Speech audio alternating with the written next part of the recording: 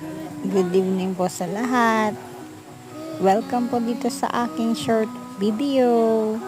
So nakikita nyo naman po ng anak ko ay tulog na. Hindi ko alam kung paano ako magposisyon sa amon nga cat tray. O di nga ni kama. So nahirapan ba ako?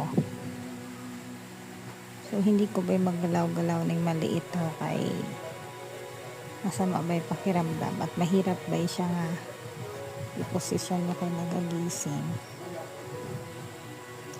So yung anak ko na malaki ginatabihan na lang para nga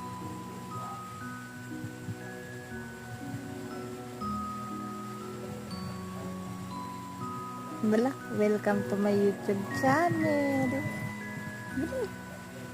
Girin.